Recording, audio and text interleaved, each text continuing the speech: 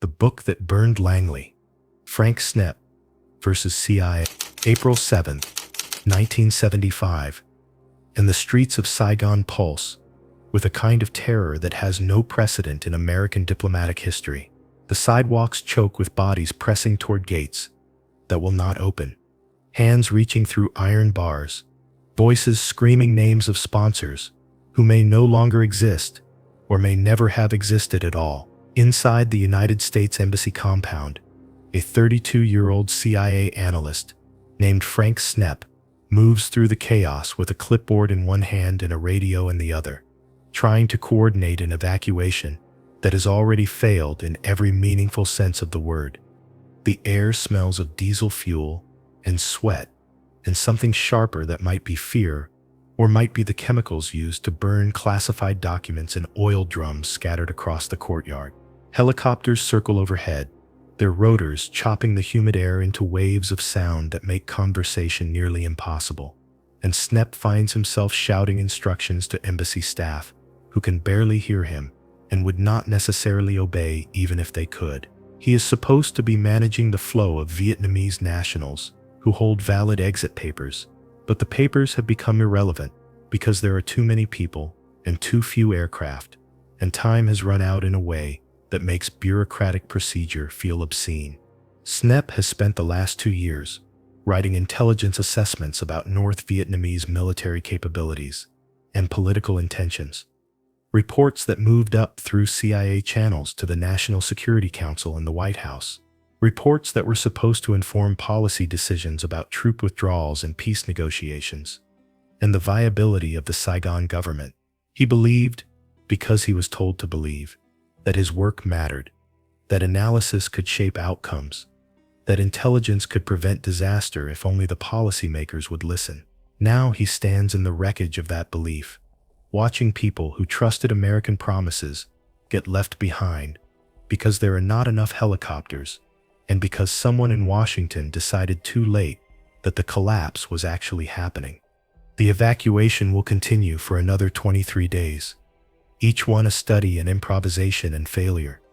And when it ends, Snepp will return to CIA headquarters in Langley, Virginia, carrying not just his personal effects, but a conviction that what happened in Saigon was not merely a military defeat, but a moral catastrophe enabled by intelligence failures and policy deceptions that the American public has a right to understand. He will spend the next 3 years writing a book about those failures. A book that names names and describes operations and lays bare the mechanisms by which optimistic assessments were manufactured to serve political needs rather than strategic reality. He will submit that book to a publisher without seeking CIA approval, believing that his duty to historical truth outweighs his contractual obligations to an agency that lied to itself and to the nation it was supposed to serve. That decision will make him the target of a legal campaign more aggressive than any the CIA had previously mounted against a former officer, a campaign that will reach the Supreme Court and establish precedents about government secrecy and employee rights that remain in force today. The case will define the boundaries of what intelligence officers can say about their work, even years after that work has ended, even when the operations they describe have been reported in the press, even when the policies they critique have been officially acknowledged as disasters, drawn from declassified files and public archives, court records and congressional testimony, personal memoirs and agency histories. This is the story of how one man's attempt to tell the truth about intelligence failure became itself an intelligence operation, how a book about Vietnam turned into a battle over government power to control information, and how the CIA used the courts to punish dissent in ways that criminal prosecution never could.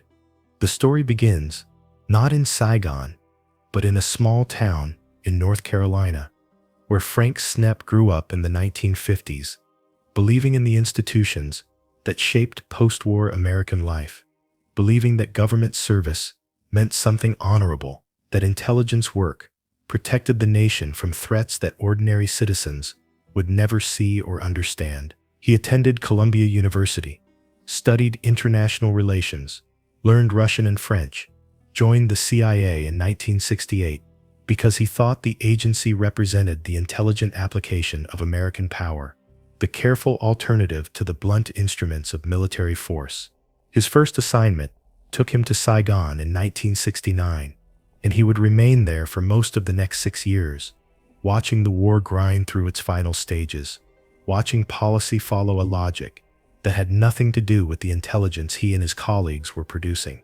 The Central Intelligence Agency that Frank Snepp joined in 1968 operated under a mandate established 21 years earlier by the National Security Act of 1947, legislation that created a peacetime intelligence service authorized to collect and analyze information about foreign governments and to conduct covert operations approved by the President.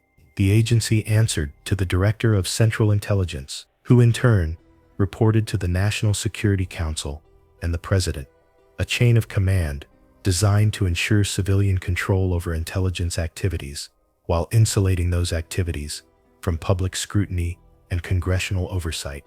By 1968, the CIA had evolved far beyond its original charter as an analysis organization. Its operational directorates, running paramilitary campaigns in Laos and Cambodia, training foreign intelligence services, funding political parties, orchestrating coups, and conducting psychological warfare programs across Southeast Asia and Latin America. The agency employed approximately 18,000 people worldwide, roughly half in analysis and half in operations, with annual budgets hidden inside Defense Department appropriations to avoid the kind of public accounting that might reveal the scale and nature of its activities. The CIA's role in Vietnam reflected the broader American commitment to preventing communist expansion in Southeast Asia, a commitment that stretched back to the Eisenhower administration and that had grown into a full-scale war involving more than 500,000 American troops at its peak in 1968. The agency ran its own operations, independent of military command, operations that included interrogation programs, psychological warfare campaigns, support for South Vietnamese intelligence services, and the tracking of North Vietnamese political and military leadership through networks of agents and informants. Frank Snepp arrived in Saigon as a junior intelligence analyst, assigned to the CIA station, the largest in the agency's global network, with more than 600 officers and support staff. His job involved reading captured documents, interviewing defectors, analyzing reports from agents in the field, and producing assessments of North Vietnamese strategy and capabilities. He worked in a secure compound within the embassy, a warren of offices filled with file cabinets and typewriters and maps covered in acetate overlays, showing troop movements and supply routes.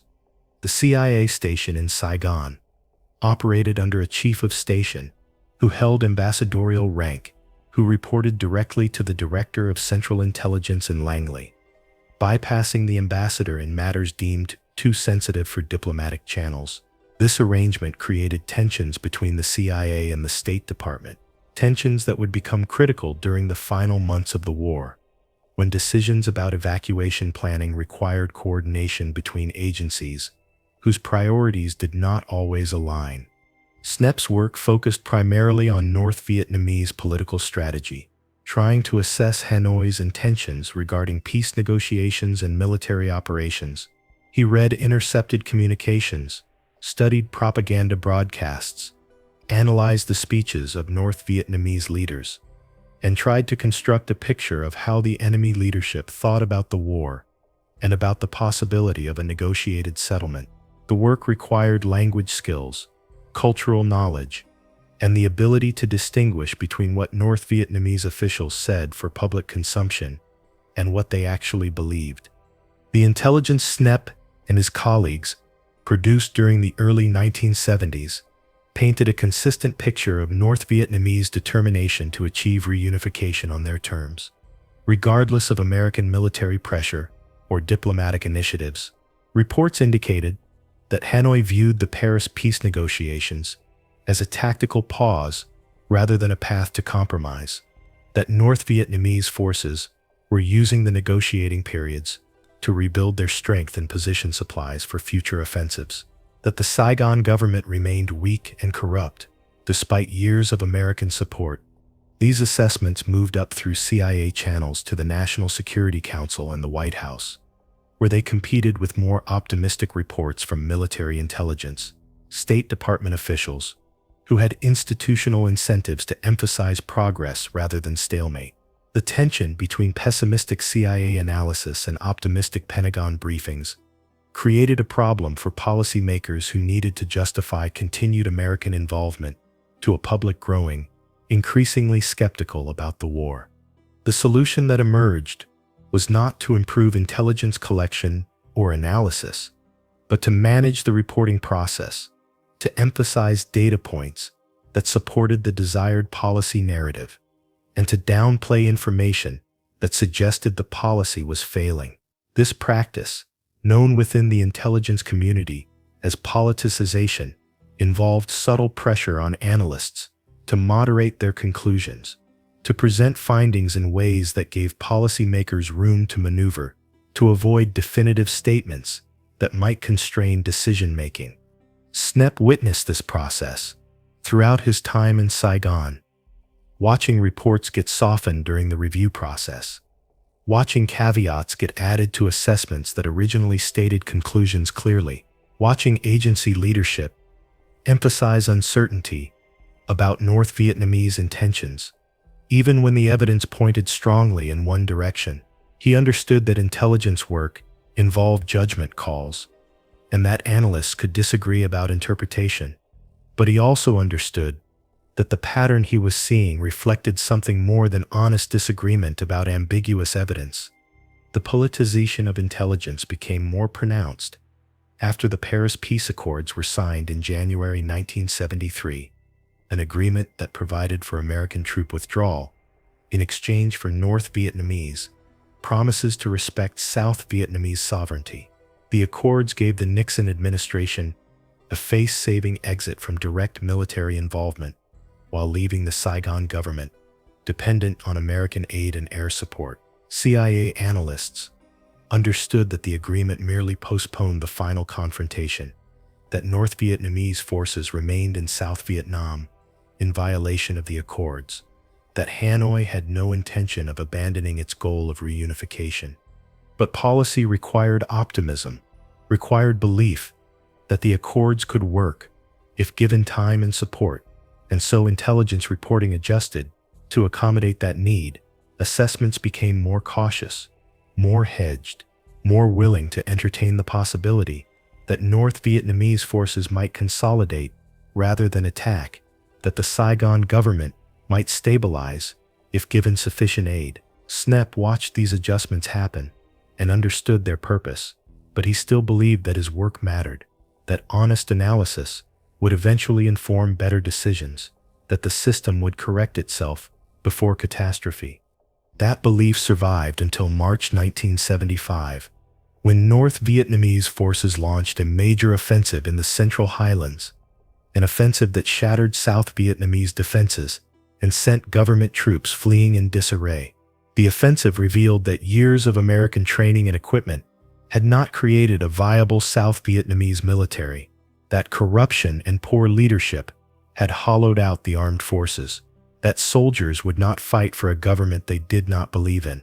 CIA reporting had documented all these problems for years, but the reporting had been filtered and softened and qualified until it no longer conveyed the urgency of the situation.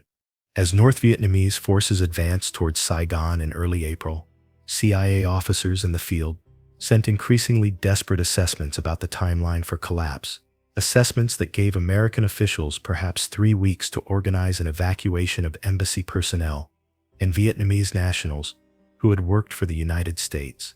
But Ambassador Graham Martin, who controlled evacuation planning, refused to acknowledge the emergency, arguing that visible preparations would trigger panic and accelerate the collapse. He wanted to believe that American aid and South Vietnamese resistance could still stabilize the situation. Wanted to believe because the alternative meant admitting that 30 years of American policy had failed. Frank Snepp spent those final weeks trying to coordinate evacuations, while embassy leadership delayed decisions, and State Department officials in Washington argued about visa procedures, and CIA headquarters debated whether to destroy intelligence files or ship them out. He watched the window for orderly evacuation close day by day, watched the crowds outside the embassy gates grow larger and more desperate, watched Vietnamese employees who had risked their lives for American intelligence operations get told that their paperwork was not in order or that there was no room on the helicopters. The intelligence work that Frank Snepp conducted in Saigon relied on a network of Vietnamese agents and informants who provided information about North Vietnamese military plans, political strategy, and internal debates within Hanoi's leadership. These sources operated under false identities, meeting with CIA case officers in safe houses scattered across Saigon, passing documents and verbal reports that would be encrypted and transmitted to CIA headquarters for analysis.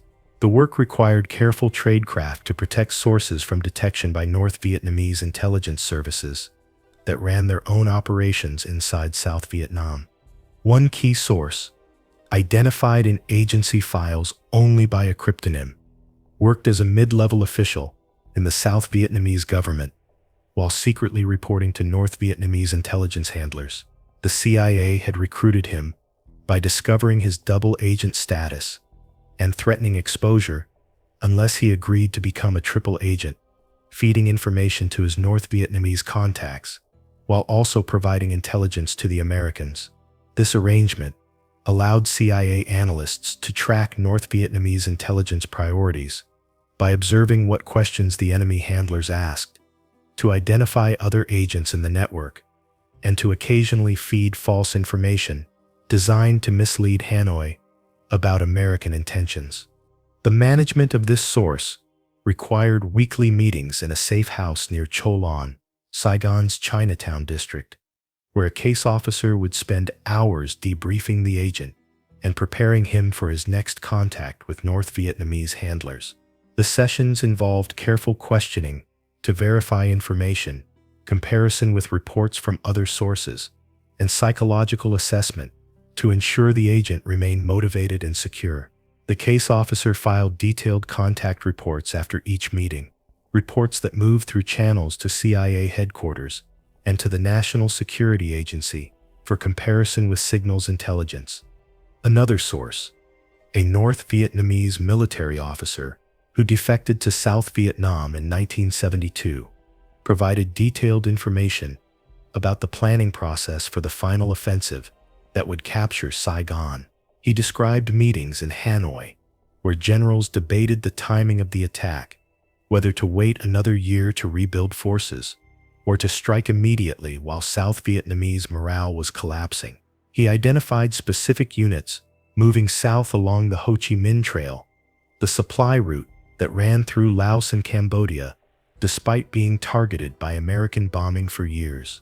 His information allowed CIA analysts to map the buildup with precision, to estimate the timing of the offensive, to warn that the attack when it came would be overwhelming. The defector lived in a CIA-controlled villa on the outskirts of Saigon, guarded by Vietnamese security personnel vetted by the agency.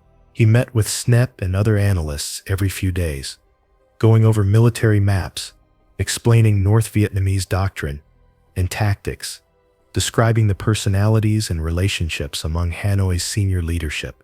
He spoke with the authority of someone who had participated in the planning, who understood the strategy not from intercepted communications, but from direct experience. His reports carried more weight than signals intelligence or captured documents because they provided context and intention, the why behind the what. But the defector also represented a security risk because North Vietnamese intelligence services knew he had defected and would assume he was providing information to the Americans. CIA counterintelligence officers worried that Hanoi might feed disinformation through sources who would tell the defector false information, knowing it would reach American analysts. They worried that North Vietnamese agents might try to assassinate him to demonstrate that defection carried consequences. They worried that his presence in Saigon might be known to South Vietnamese officials who could not be fully trusted with operational security. These concerns proved valid on February 19, 1975, when a Vietnamese national employed by the CIA as a translator was found dead in his apartment with signs of torture, his body arranged in a way that suggested professional execution. CIA security officers concluded that North Vietnamese agents had identified him through surveillance of agency facilities, had kidnapped and interrogated him to learn about CIA operations, then killed him and staged the scene to send a message. The incident forced the agency to review security procedures, to relocate sources who might be compromised, to assume that North Vietnamese intelligence had deeper penetration of American operations than previously believed. The penetration worked both ways because CIA technical services had installed listening devices in North Vietnamese, diplomatic facilities in neutral countries, devices that picked up conversations about military planning and political strategy. The National Security Agency intercepted and decrypted North Vietnamese military communications, providing tactical intelligence about troop movements and logistics. CIA operations in Laos recruited tribal groups to monitor traffic along the Ho Chi Minh Trail, counting trucks and identifying supply caches. Together, these sources created a comprehensive picture of North Vietnamese capabilities and intentions, a picture that proved accurate in every important respect. The problem was not intelligence collection or analysis, but the willingness of policymakers to act on intelligence that contradicted their preferences. When CIA assessments said that the Paris Peace Accords would not hold, that North Vietnamese forces were preparing for a final offensive, that the Saigon government could not survive without American air support, those assessments were acknowledged and then set aside in favor of policies based on hope rather than evidence. The intelligence community did its job, but the system failed anyway, because accurate intelligence cannot overcome political unwillingness to face unpleasant realities. Frank Snepp understood this dynamic by early 1975, understood that the reports he was writing would be read and filed and would not change anything. But he continued writing them because that was his job, because professional integrity required documenting the truth even when the truth would be ignored, because he believed that history would eventually judge who had been right and who had been deluded. He did not yet understand that his greatest battle with the CIA would come not from his work as an analyst, but from his decision to tell the public what the agency had tried to keep secret. The CIA's operations in Vietnam during the final years of the war focused on three primary objectives: tracking North Vietnamese military capabilities, supporting South Vietnamese intelligence services, and preparing for the eventual evacuation of American personnel and high-value Vietnamese assets. Each objective involved complex operations that required coordination between multiple agency components, liaison with South Vietnamese officials, and constant adjustment as the military situation deteriorated. Operation Phoenix, which had been running since 1968, targeted the Viet Cong infrastructure in South Vietnam through a combination of intelligence operations, capture missions, and assassinations. The program aimed to identify and neutralize communist political operatives, tax collectors, propagandists, and local commanders who provided the organizational structure for the insurgency. By 1975, the program had killed or captured tens of thousands of suspects, but its effectiveness remained debatable. Because the Viet Cong infrastructure proved resilient, and because the program's brutality generated opposition, both within Vietnam and in the United States. Frank Snepp worked peripherally with Phoenix officers, reviewing interrogation reports and providing analysis of captured documents, but he maintained distance from the operational side because his role focused on strategic intelligence rather than tactical operations. He knew that Phoenix involved methods that violated American law and military regulations, knew that some interrogations used torture, knew that some targets were killed based on information that might be false or politically motivated. He rationalized his limited involvement by telling himself that his job was analysis, not operations, that he could contribute to intelligence work without endorsing every method the agency employed. Another major CIA operation involved liaison with South Vietnamese intelligence services, particularly the Central Intelligence Organization, C.I.A, which conducted its own operations against North Vietnamese agents and Viet Cong networks. The CIA provided training, equipment, and operational support to the CIO, but the relationship remained fraught because South Vietnamese intelligence operated with minimal oversight and because corruption within the organization diverted resources and compromised operations. CIA officers spent considerable time trying to verify information from CIO sources, trying to determine whether reports reflected genuine intelligence or fabrications designed to justify budgets and protect bureaucratic turf. The liaison relationship became critical during the final weeks before Saigon's collapse, because CIA evacuation planning depended on cooperation from South Vietnamese officials who controlled access to airport facilities and who could either facilitate or obstruct the movement of people and documents. Some CIO officers understood that the end was near and worked with their American counterparts to prepare evacuation lists and secure transportation. Others denied reality, insisting that South Vietnam could still be defended, that American abandonment, rather than military defeat, explained the deteriorating situation. These officials resented evacuation planning as defeatist and sometimes actively interfered with preparations. The third major operation involved planning for the evacuation itself, an operation that required identifying Vietnamese nationals who had worked for American intelligence or military organizations, vetting them for security concerns, preparing documentation for their entry into the United States, and arranging transportation from Saigon to processing centers in the Philippines or Guam. The CIA maintained lists of current and former agents, of sources who had provided valuable intelligence, of employees who had worked in sensitive positions.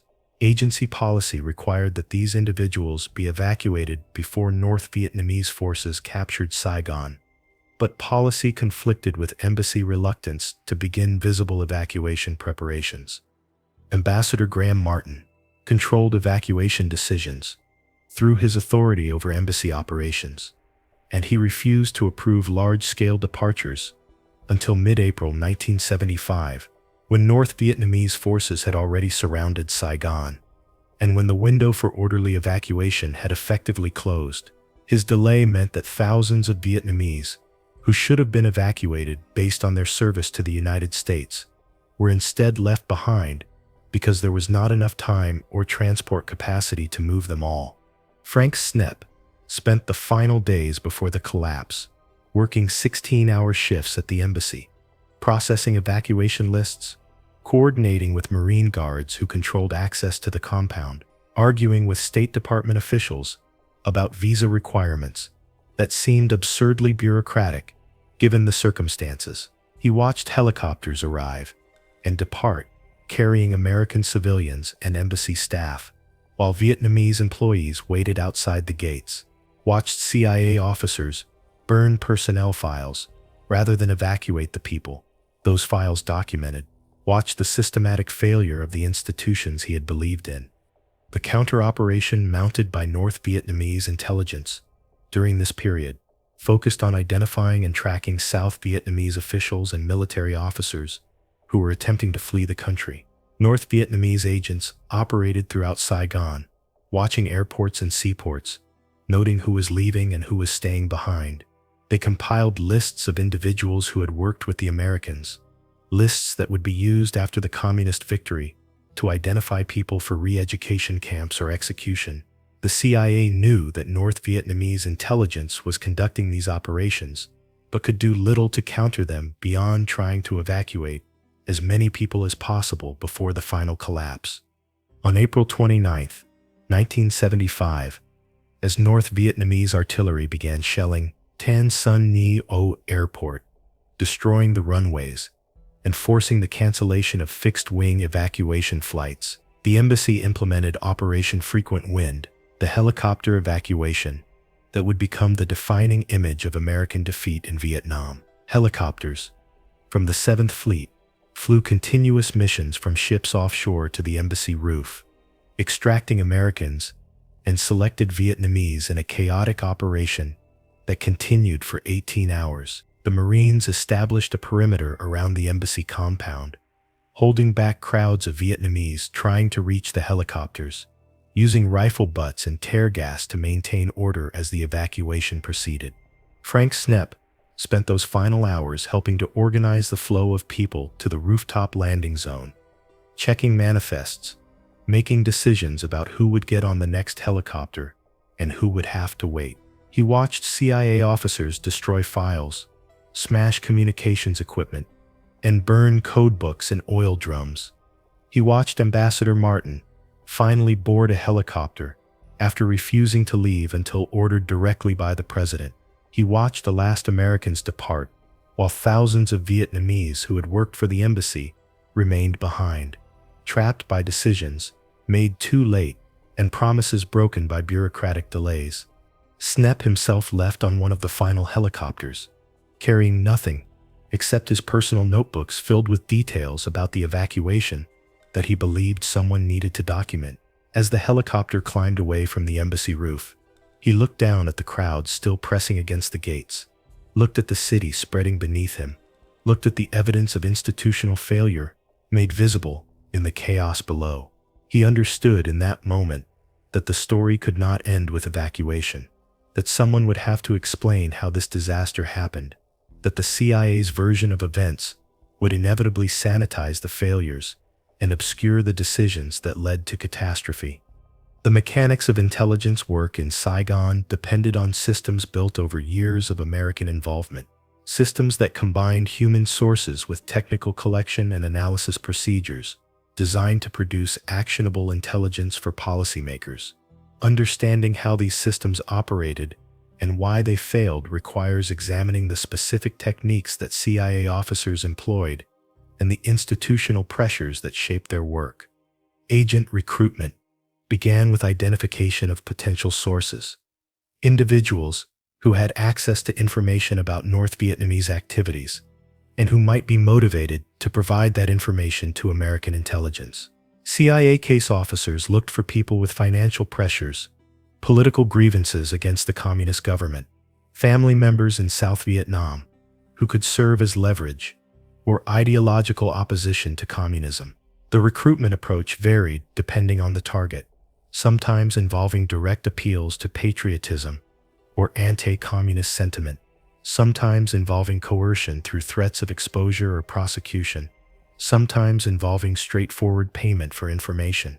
Once recruited, an agent received training in basic security procedures, how to arrange meetings without attracting attention, how to photograph documents using miniature cameras, how to recognize surveillance by counterintelligence services, how to communicate using dead drops or radio transmissions.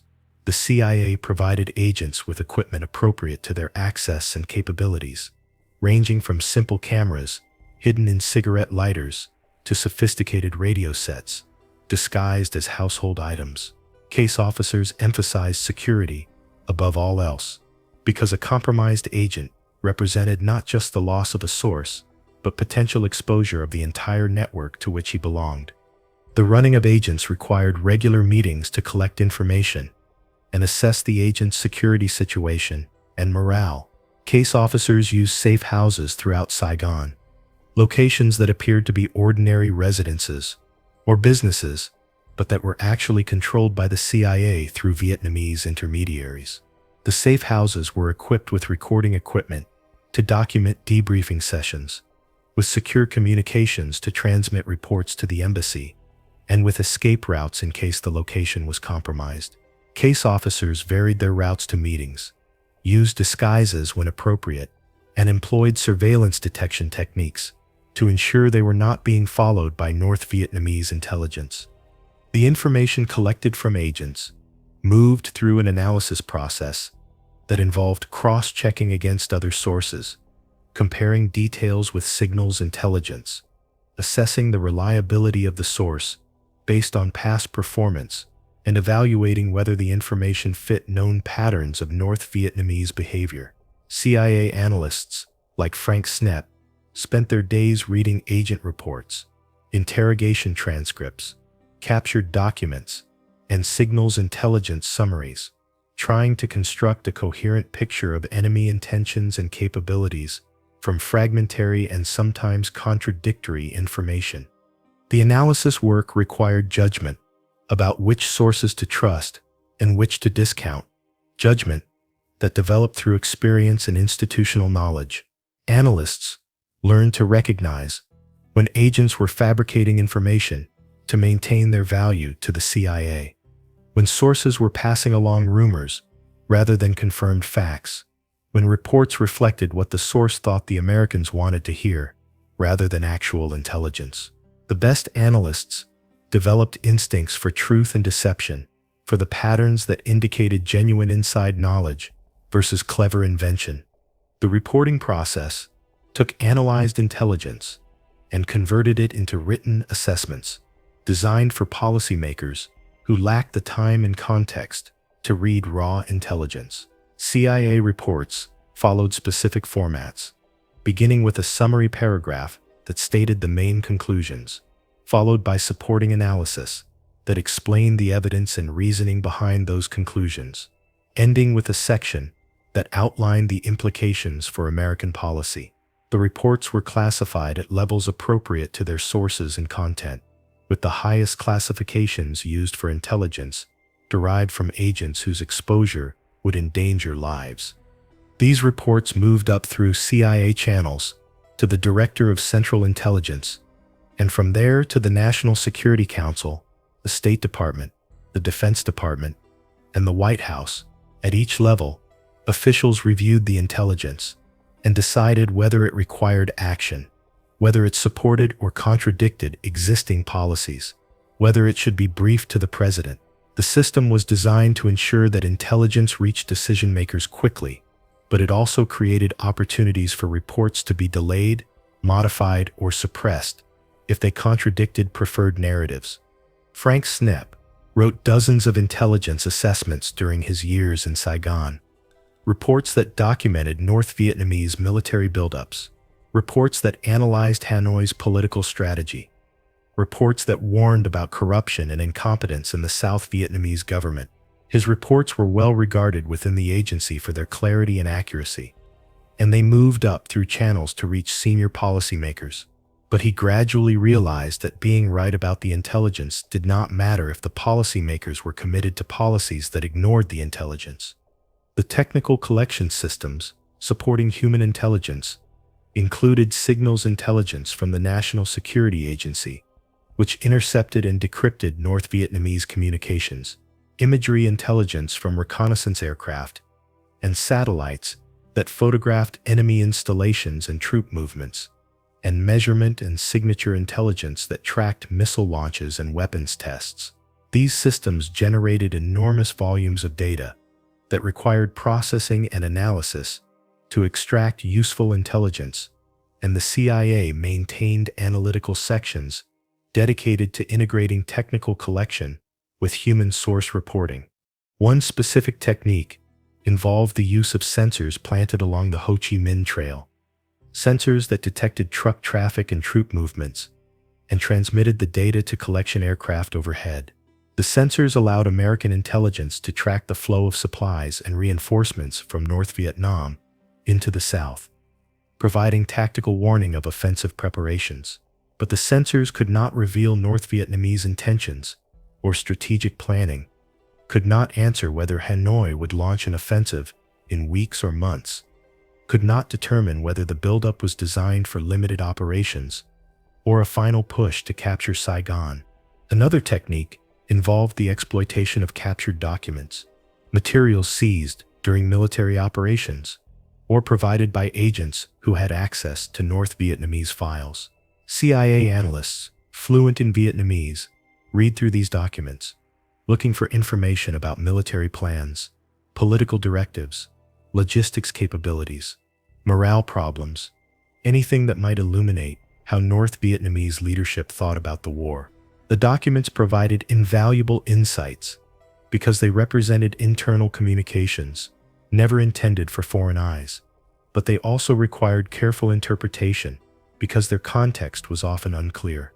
The interrogation of prisoners and defectors provided another intelligence stream, direct testimony from individuals who had participated in North Vietnamese military and political operations. CIA interrogators used techniques ranging from gentle persuasion to psychological pressure, seeking to establish rapport with subjects while extracting information about enemy capabilities and plans. The interrogations were recorded and transcribed, then analyzed for consistent details that could be verified against other sources. Skilled interrogators learned to distinguish between cooperative subjects who provided genuine intelligence and hostile prisoners who fed disinformation or limited their cooperation to information of minimal value. All these techniques depended on institutional memory and expertise, on CIA officers who had spent years learning languages and studying enemy organizations and building source networks. The agency invested enormous resources in training and supporting these officers, but it could not overcome the political pressures that distorted the intelligence product or the institutional reluctance to deliver bad news to policymakers who did not want to hear it. The techniques worked as designed, producing accurate intelligence about North Vietnamese capabilities and intentions. But the system failed anyway, because intelligence alone cannot force unwelcome decisions. The intelligence operations in Vietnam required substantial financial resources that flowed through budgets hidden within Defense Department, appropriations, and through accounts controlled by the CIA's Directorate of Operations. The exact amounts remain classified, but declassified budget summaries indicate that CIA operations in Southeast Asia consumed hundreds of millions of dollars annually during the peak years of American involvement. Money that paid for agent salaries, safe house rentals, equipment purchases, transportation, communications, and support for liaison relationships with South Vietnamese intelligence services. The funding mechanisms allowed the CIA to operate with minimal congressional oversight, a situation that reflected Cold War assumptions about the need for intelligence flexibility and operational security. Congressional intelligence committees exercised limited authority over CIA budgets, and agency officials provided only general briefings about operations without details that might compromise sources or methods. This arrangement persisted until the mid-1970s, when revelations about domestic surveillance and foreign assassination plots triggered investigations that led to more rigorous oversight requirements. The political economy of intelligence work extended beyond direct operational costs to include the broader systems that supported American objectives in Vietnam. The CIA worked closely with the United States Agency for International Development, which provided economic assistance to South Vietnam, assistance that sometimes served as cover for intelligence operations, or that supported pacification programs run by CIA officers. The agency also coordinated with military intelligence organizations, particularly the Defense Intelligence Agency and Service Intelligence Commands, dividing responsibilities for collection and analysis while competing for resources and influence over policy. The control of information represented another dimension of the political economy surrounding intelligence work. The CIA managed the flow of classified information through security procedures that restricted access based on need-to-know principles, ensuring that officers worked only with intelligence relevant to their assignments. This compartmentalization protected sources and methods, but also created information silos that made comprehensive analysis difficult. Analysts, like Frank Snepp, sometimes encountered restrictions that prevented them from accessing intelligence they needed to complete their assessments, restrictions that reflected bureaucratic control rather than genuine security requirements. The agency also managed public information about its activities, through a publications review process that required employees to submit manuscripts for approval before publishing anything related to their work. The process was supposed to prevent disclosure of classified information, but it also gave the CIA leverage to suppress embarrassing revelations or to delay publications until their impact would be minimized. Officers signed secrecy agreements as a condition of employment, agreements that bound them to submit materials for review, regardless of whether those materials contained classified information. The broader political context surrounding intelligence work in Vietnam involved the Nixon administration's effort to achieve peace with honor, a goal that required managing public perception about the war's trajectory. While negotiating American withdrawal, the White House wanted intelligence that supported its policy objectives, intelligence that suggested progress rather than stalemate, intelligence that justified continued military and economic assistance to South Vietnam. When CIA assessments contradicted these narratives, administration officials questioned the analysis or sought alternative intelligence from sources more willing to provide optimistic conclusions. This pressure operated through subtle mechanisms rather than direct orders to falsify intelligence. Senior CIA officials understood that delivering unwelcome assessments too forcefully might damage their relationships with policymakers, might reduce their access to decision-making processes, might prompt administration officials to seek intelligence from other agencies more willing to accommodate political needs. The pressure created incentives for self-censorship, for moderating conclusions, for emphasizing uncertainties rather than stating judgments clearly.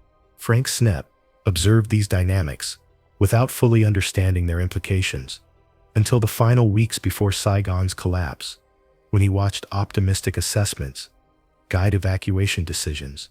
Despite overwhelming evidence that time was running out, he saw intelligence officers soften their warnings about the timeline for North Vietnamese victory, saw embassy officials ignore reports about the accelerating collapse, saw Washington policymakers debate visa procedures, while the last opportunities for orderly evacuation disappeared.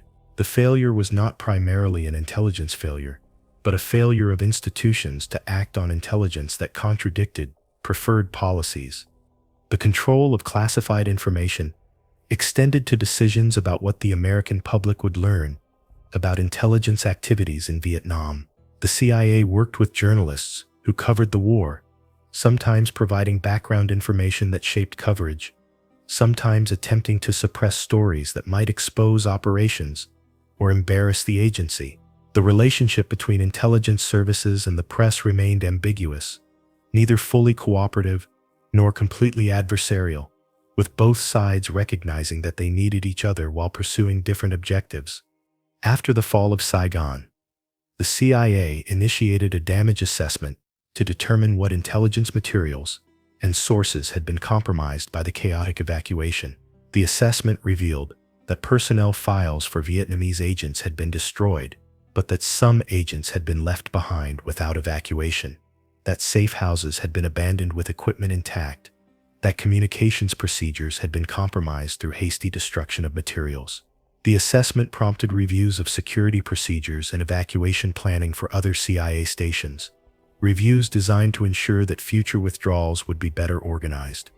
But the damage assessment also revealed institutional unwillingness to acknowledge the scale of the intelligence failure, the failure to convince policymakers to begin evacuation planning earlier, the failure to protect sources who had risked their lives based on American promises. CIA leadership preferred to focus on operational successes, on intelligence collection that had accurately tracked North Vietnamese capabilities, on officers who had performed their duties professionally under difficult circumstances. The narrative that emerged from the damage assessment emphasized that the CIA had done its job and that the failure belonged to policymakers who ignored intelligence warnings. This narrative would shape Frank Snepp's confrontation with the CIA over his book, because it represented the agency's institutional interest in avoiding responsibility for the disaster. When Snepp decided to write about what actually happened during the final months in Saigon, when he decided to name the officials who delayed evacuation planning and to describe the consequences of those delays, he challenged the CIA's preferred narrative. The agency responded not by disputing his facts, but by attacking his right to publish without submitting his manuscript for pre-publication review, turning the battle into a legal contest over government power to control information. The turning point that led to Saigon's fall began on March 10, 1975, when North Vietnamese forces launched a coordinated offensive in the Central Highlands, targeting the provincial capital of Ban My Thuot. The attack achieved complete surprise, overwhelming South Vietnamese defenders and capturing the city within 2 days. President Nguyen Van Thu ordered a tactical withdrawal from the highlands to consolidate forces for defense of more strategic areas.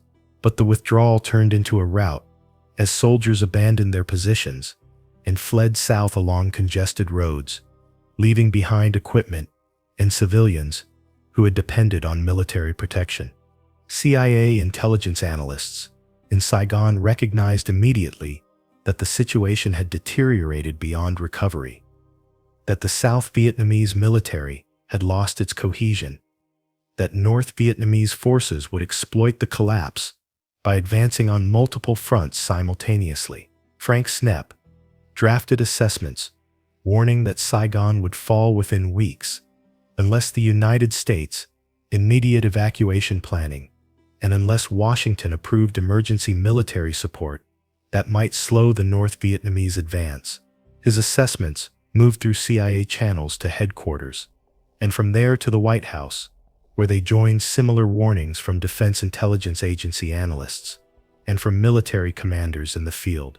But Ambassador Graham Martin rejected the pessimistic assessments, arguing that American intelligence had been wrong before, that South Vietnamese forces could regroup and defend key cities, that visible evacuation preparations would become self-fulfilling prophecies by triggering panic and accelerating the collapse. Martin believed that Congress might still approve emergency military aid if the situation appeared salvageable, but that evacuating Americans would signal defeat and eliminate any possibility of continued support. His position rested on faith rather than evidence, on hope that something would change the trajectory of events, despite all indications to the contrary. The collapse accelerated through late March as North Vietnamese forces captured Hue and Da Nang, sending hundreds of thousands of refugees fleeing south towards Saigon. South Vietnamese military units disintegrated as soldiers deserted to find their families, as officers commandeered aircraft and ships to escape. As the government lost control over large portions of the country, the CIA station in Saigon sent increasingly urgent cables to headquarters, describing the deteriorating situation and requesting approval for evacuation of Vietnamese employees. But headquarters deferred to Ambassador Martin's authority over embassy operations.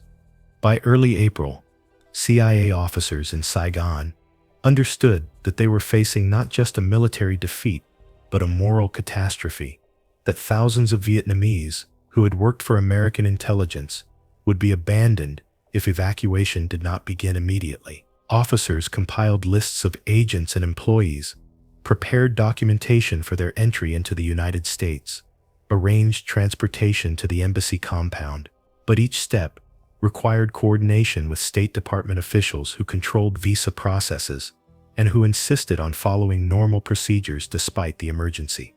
Frank Snepp spent those weeks arguing with bureaucrats about paperwork, while North Vietnamese tanks moved closer to Saigon, arguing that administrative requirements designed for peacetime processing made no sense when time was measured in days rather than months. He watched officers burn personnel files rather than evacuate the people those files documented, watched the window for orderly evacuation, close hour by hour, while embassy leadership continued to debate whether the crisis was real or manufactured by pessimistic intelligence analysts. The final collapse began on April 21st, when President Thieu resigned in a televised address, that accused the United States of betrayal, of abandoning South Vietnam, despite promises of continued support. His resignation eliminated any pretense that the Saigon government could survive, and it triggered the last frantic efforts to evacuate Americans and selected Vietnamese before North Vietnamese forces completed their encirclement of the capital. Ambassador Martin finally approved large-scale evacuation on April 29th, when North Vietnamese artillery began shelling Tan Son Nhut Airport and when fixed-wing evacuation flights became impossible.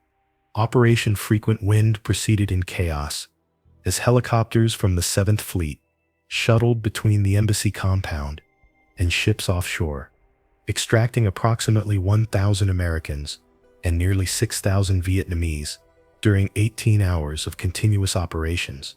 The Marines who secured the landing zones held back crowds of Vietnamese trying to reach the helicopters, creating scenes that were broadcast worldwide, and that became the defining images of American defeat.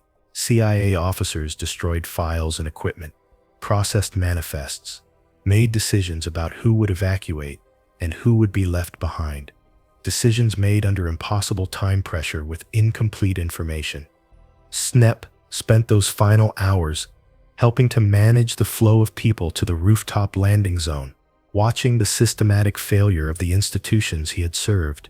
He watched Ambassador Martin board one of the last helicopters after refusing to leave until ordered directly by President Ford.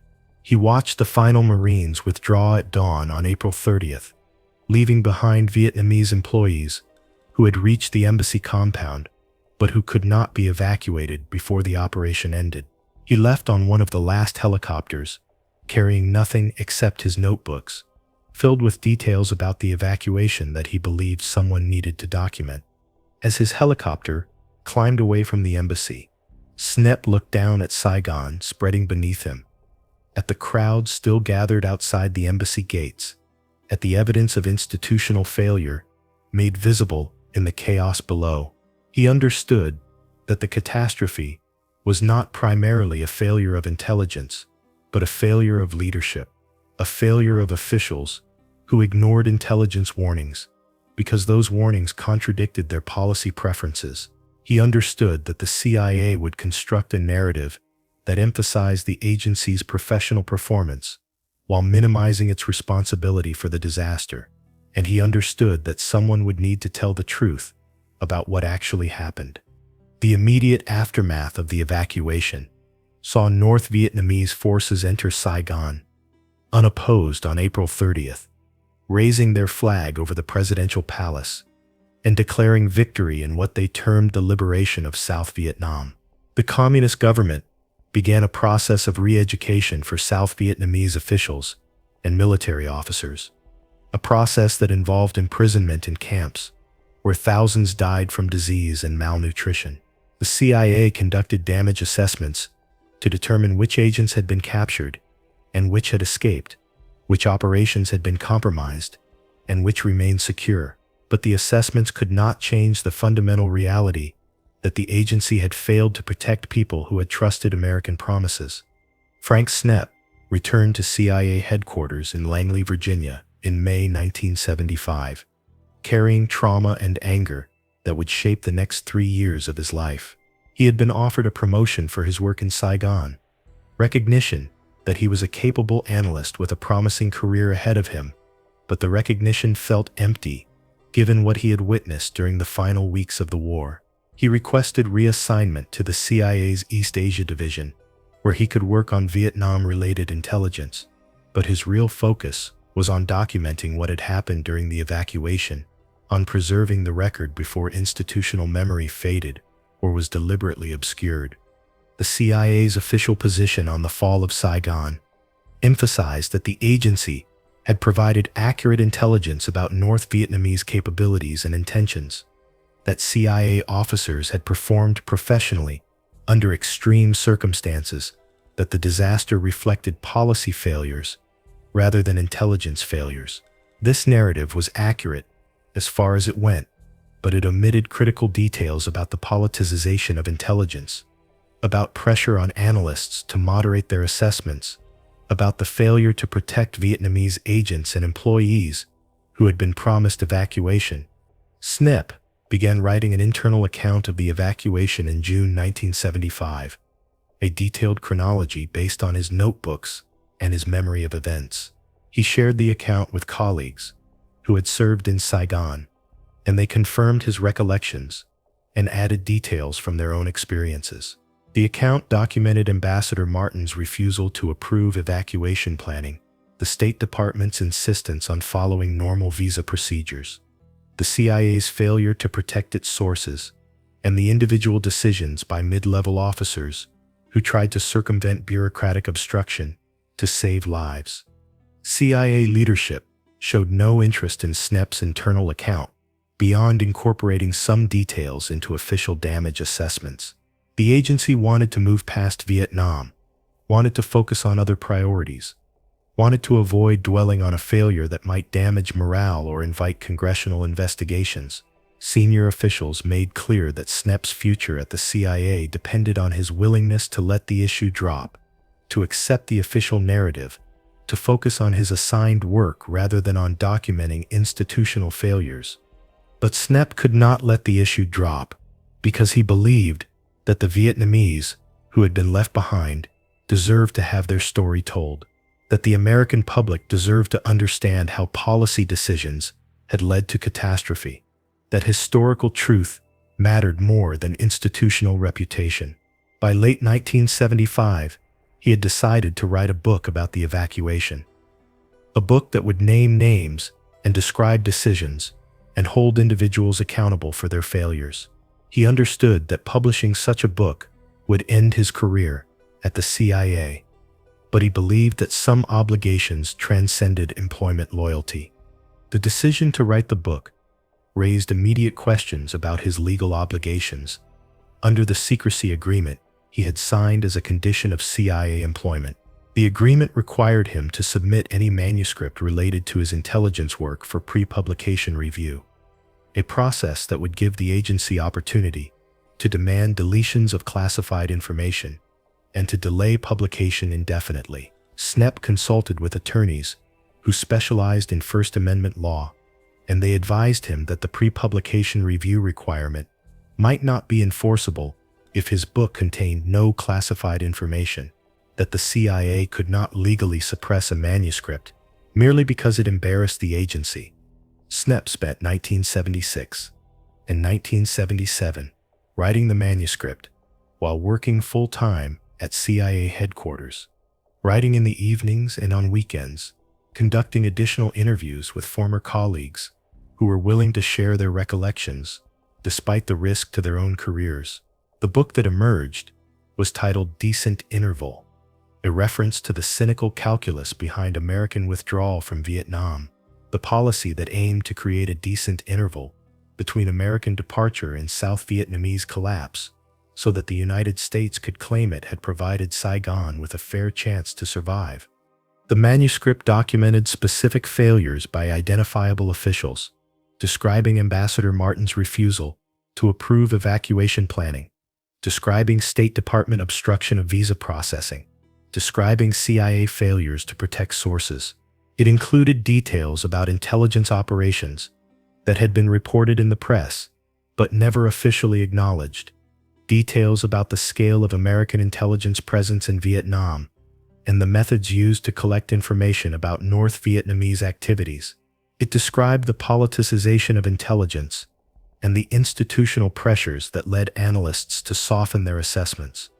In October 1977, with his manuscript complete, Snepp faced the critical decision about whether to submit it for CIA pre-publication review. He consulted again with his attorneys, and they advised that submitting the manuscript would give the agency leverage to suppress it, that the CIA would demand extensive deletions and delays regardless of whether the manuscript actually contained classified information. Based on that advice, Snepp signed a contract with Random House for publication of Decent Interval without seeking CIA approval, a decision that would transform him from intelligence officer to the target of an unprecedented legal campaign.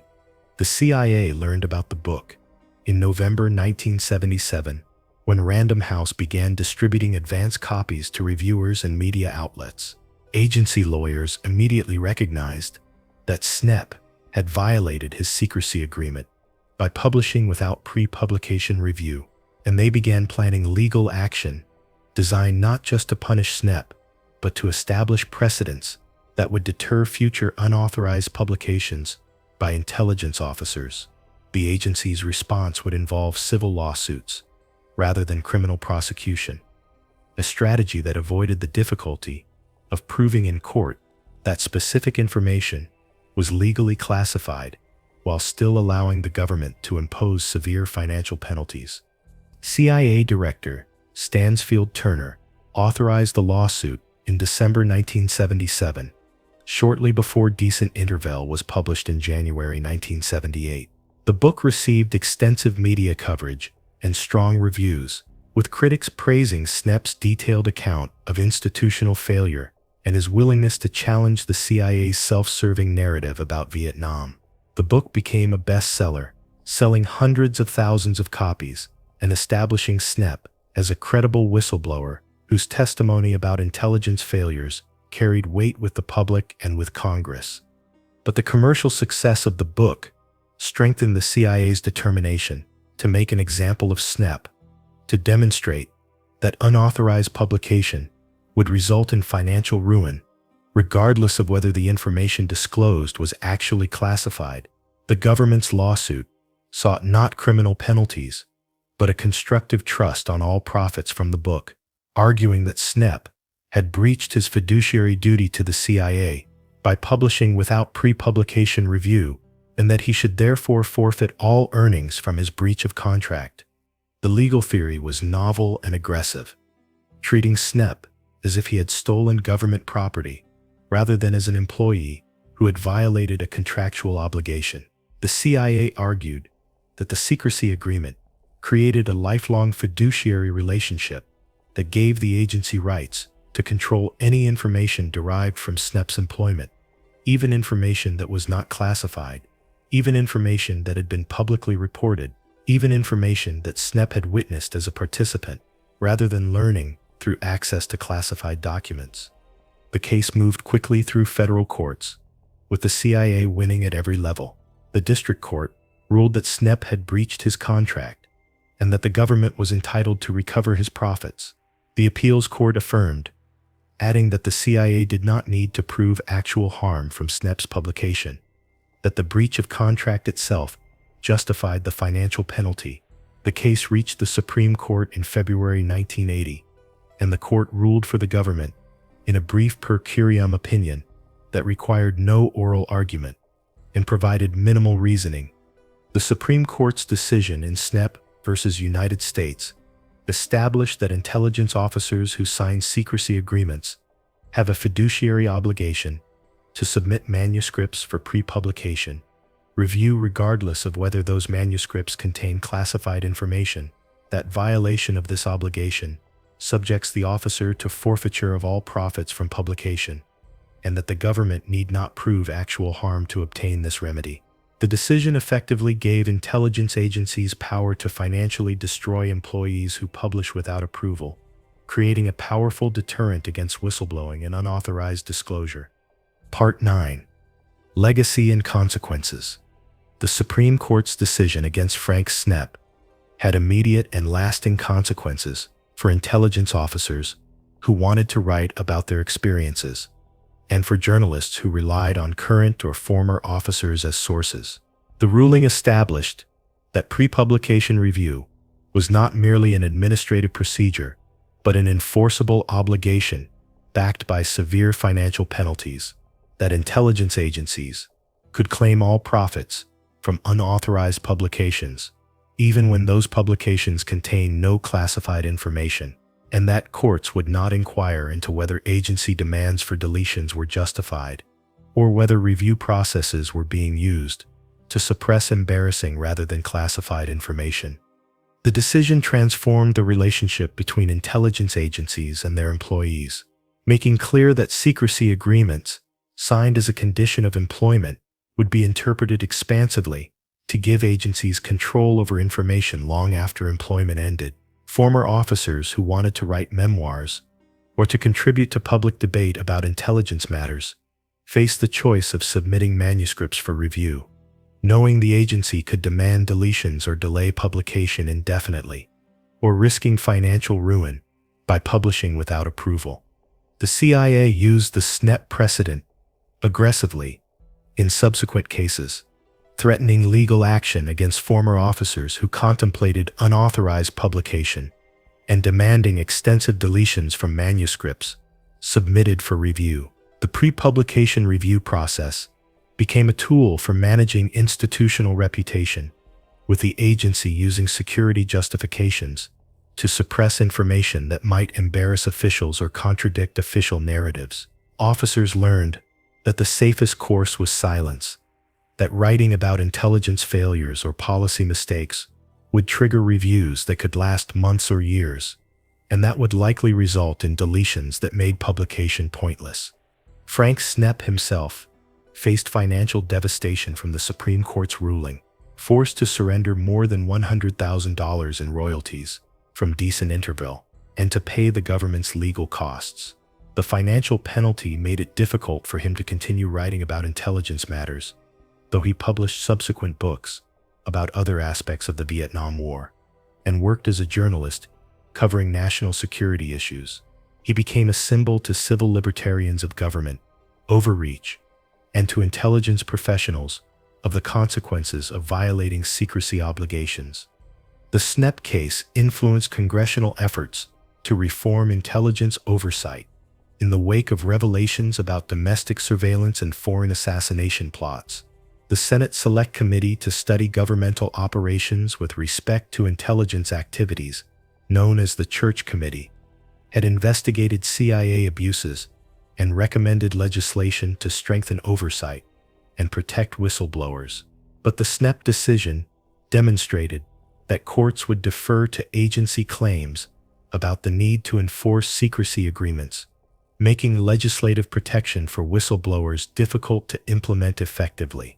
The Intelligence Identities Protection Act, passed in 1982, criminalized unauthorized disclosure of the identities of covert agents, adding criminal penalties to the civil remedies established by the Snepp decision.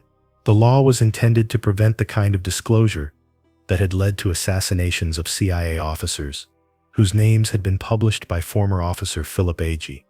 But it also created additional deterrence against any unauthorized disclosure by intelligence personnel. Together with the Snepp precedent, the law created a legal framework that gave intelligence agencies extensive power to control information about their activities. The legacy of the Snepp case extended beyond intelligence matters to influence broader debates about government secrecy and press freedom. The decision established that government employees who sign secrecy agreements have limited First Amendment protections for speech related to their employment, that financial penalties can be imposed without proving actual harm to national security, and that courts will not second-guess agency determinations about what information requires protection. These principles have been cited in subsequent cases involving government contractors, military personnel, and other categories of employees who handle classified information. The case also influenced how journalists approach sources within intelligence agencies, recognizing that current and former officers face severe consequences for unauthorized disclosures, that the legal framework made it risky for sources to provide information, even when that information revealed waste, fraud, or abuse, rather than properly classified intelligence. Journalists developed more elaborate source protection procedures, using encryption and anonymous communication methods to reduce the risk that sources could be identified and prosecuted. The tension between secrecy and accountability that the Snepp case exemplified has remained central to debates about intelligence policy, with periodic controversies over unauthorized disclosures by officers like Edward Snowden prompting renewed examination of whether existing legal frameworks appropriately balance security needs against public access to information about government activities. The Intelligence Community Whistleblower Protection Act, passed in 1998, created procedures for intelligence employees to report wrongdoing to inspectors general and congressional oversight committees. But these procedures require that disclosures go through official channels rather than to the press or public. Critics of the existing framework argue that internal reporting procedures are inadequate because inspectors general and oversight committees lack the independence and resources to effectively investigate intelligence abuses, and because officers who make internal reports face retaliation despite legal protections. They point to cases like Snepp's as evidence that the system is designed to prevent rather than facilitate accountability, that pre-publication review processes are used to suppress embarrassing information rather than to protect legitimate secrets, and that financial penalties are disproportionate to any harm caused by unauthorized disclosure. Defenders of the framework argue that intelligence work requires trust, and that officers cannot be allowed to unilaterally decide what information can be disclosed, that pre-publication review protects sources and methods that could be compromised by seemingly innocuous details, and that severe penalties are necessary to deter unauthorized disclosures that could endanger lives. They argue that Snepp violated a clear contractual obligation and that his punishment was appropriate, regardless of whether decent interval actually harmed national security. The debate continues, without resolution, because it involves fundamental tensions between security and democracy, between the need for government to conduct some activities in secret and the need for citizens to hold government accountable. The Snepp case represents one point on the spectrum of how these tensions might be balanced, a point that privileges institutional control over information at the expense of individual conscience and public access to information about government failures. Frank Snepp's story remains relevant because it illustrates how institutions respond to internal dissent, how legal mechanisms can be used to punish whistleblowers without proving that their disclosures caused harm, and how the classification system can be manipulated to protect institutional reputation rather than national security. His experience demonstrates that intelligence officers who witness failures and who want to inform the public about those failures face a system designed to silence them, that good faith efforts to distinguish between legitimately classified information and merely embarrassing information will not protect them from severe penalties, and that courts will defer to agency claims about secrecy, even when those claims appear to serve institutional rather than security interests. The trajectory from Harold Dahl's patrol boat in Puget Sound to Frank Snepp's battle with the CIA over decent interval traces a path through American intelligence history that reveals how institutions manage information, how secrecy serves multiple purposes beyond protecting sources and methods, and how the gap between institutional narrative and historical reality creates pressures that periodically explode in controversies over unauthorized disclosure. The Maury Island incident established patterns that would recur throughout the Cold War, patterns involving the appearance of mysterious figures who warned witnesses to remain silent, patterns involving official investigations that reached conclusions designed to close cases rather than illuminate truth, patterns involving classification of materials under security designations that made it difficult for researchers to access information about events that had been reported in the press. These patterns reflected institutional preferences for control over transparency, preferences that served legitimate security interests, but that also protected agencies from scrutiny and accountability. The evolution from UFO investigation to assassination research to intelligence whistleblowing demonstrates how seemingly unrelated events connect through shared personnel and shared methods, how individuals like Fred Krisman and Guy Bannister moved through different operations while maintaining relationships with intelligence networks, how classification systems created barriers that prevented researchers from seeing connections that might illuminate broader patterns of agency activity.